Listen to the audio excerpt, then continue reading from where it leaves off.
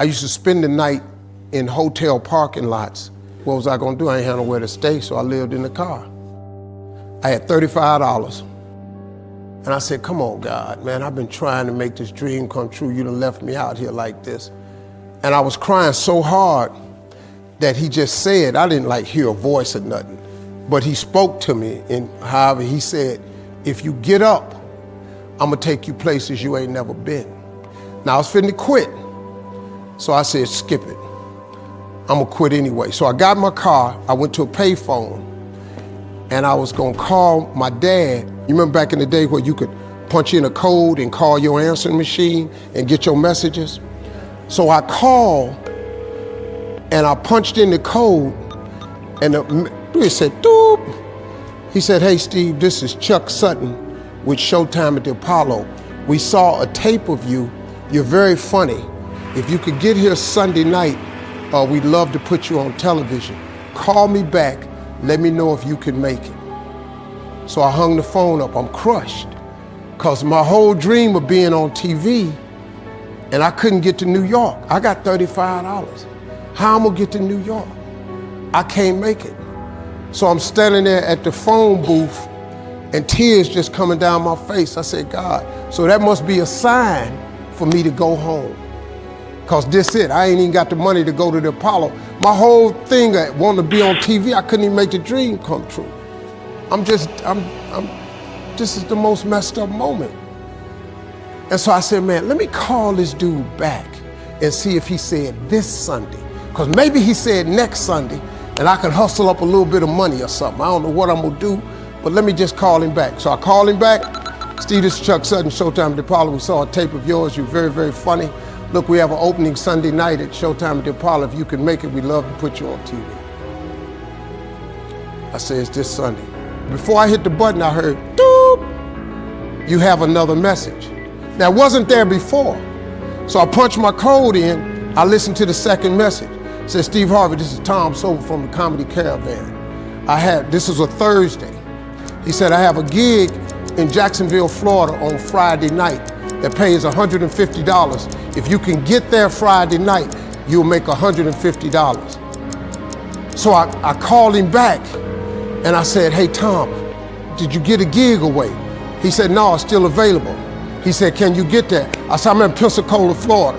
I'm 3.5 hours away. So I drive to Jacksonville, Florida, and that night I made the 150. The club owner said, man, you funnier than the guy we hired. If you stay tomorrow night, I'm gonna give you another $150. So now I got $300 now.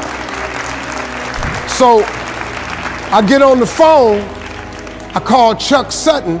I say, hey man, is the gig still available at Showtime at the Apollo? He said, well, we got one opening left. I said, I'll be there. So I called Eastern Airlines, who used to be open back then. They had a special for $99 going from Jacksonville, Florida to New York round trip. So I parked my car at the airport. I got it.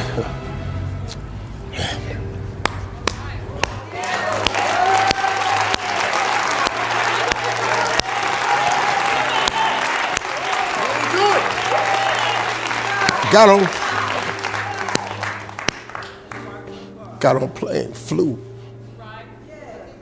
Everything I had was in 2 bags. Got to the Apollo. I said, hey man, I'm here. I got there at 11 o'clock in the morning. He said, you can't stay here because you don't come on to the late show tonight. I said, man, I ain't got nowhere to go. I said, if you just let me stay in this building, man, I ain't gonna move around nothing. I ain't got nowhere to go. I'm in Harlem, I can't go back out here. I got these 2 bags. I got victim wrote all over me, man. So he said, all right, if you go upstairs, don't come down. So he put me in the dressing room on the 6th floor. So that's where all the comedians were. So I stayed up there. I got hungry around 3 o'clock, man. I couldn't take it no more. So I went back downstairs, a dude named Alton Liston. I said, hey man, he said, man, I thought I told you, don't come down them damn steps. I said, hey man, I'm just hungry, man. I said, let me go to that KFC I saw on the corner. Just let me get some chicken. I'll come right back. He said, man, if you ain't back in 20 minutes, you ain't getting in this building. So I went, bought me some chicken, came back. So the comedians started coming in the building. They started coming up on the 6th floor. So I meet this guy named D.L. Hughley. I introduced myself, he introduced himself. I'm sitting there, another guy come in named Dwayne Johnson. Then this other dude walked in named Jamie Foxx. And I introduced myself. We don't know each other, ain't none of us famous. It's 1991, man. They gave everybody the lineup. I was on the last show of the night. I don't go on to 11 at night. I done had this 4 pieces of chicken. I'm starving, man. That chicken done wore off. I'm nervous, man. I'm about to throw up. D.L. Hughley went downstairs. D.L. Hughley got booed off. Dwayne Johnson got booed off. Jamie Foxx went down there and got booed. They booed Jamie, then Jamie started singing. And then they started clapping. And Jamie had their ass, then he went back to them jokes, and they got his ass. So I'm walking down the steps and I see Jamie sitting on the steps. I said, hey man, hang in there. He said, man, that ain't never happened to me before, man. This is crazy. This Jamie Foxx, man, one of the most talented people in all of comedy. And now, you don't even know how nervous I am, man. I can't even, my breathing is shot because these dudes been booed. So I walk out, I had wrote this joke. Mike Tyson had got in a fight in Harlem with this heavyweight named Mitch Green. Mike Tyson had hit the dude in the eye in the store.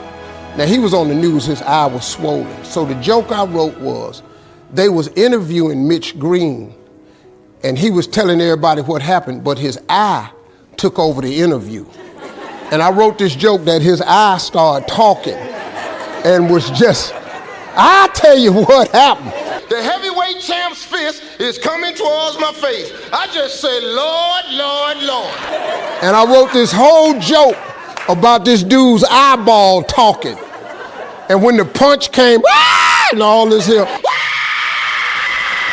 the Apollo, man, they went crazy. They lost their mind. I got a standing ovation, man. I walked off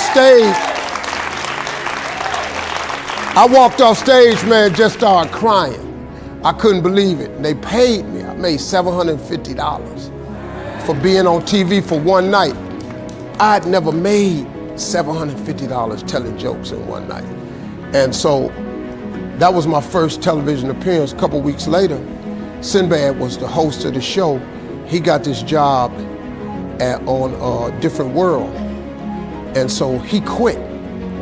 And so Mark Curry became the host. And then Mark Curry got hanging with Mr. Cooper and he quit. And they came to me and said, would you come back to New York and host amateur night for us to just try you out? Oh, ain't no problem. And so I went to New York, I hosted amateur night and I was killing. But every time we went to commercial break, I was supposed to let the warm-up act take over like Ruben does. But I knew not to let the warm-up act do that because he would change the attitude of the crowd because the Apollo was a wild place. So I stayed out there. I did the warm-up and the hosting. And I created a bond with that audience. And that's how I got on TV. It was my very first TV show. I hosted Showtime at the Apollo. I ended up being the longest running host in the history of Showtime Apollo. I did that show for 8 years. Nobody ever did it for 8 years. And that was my turn back moment.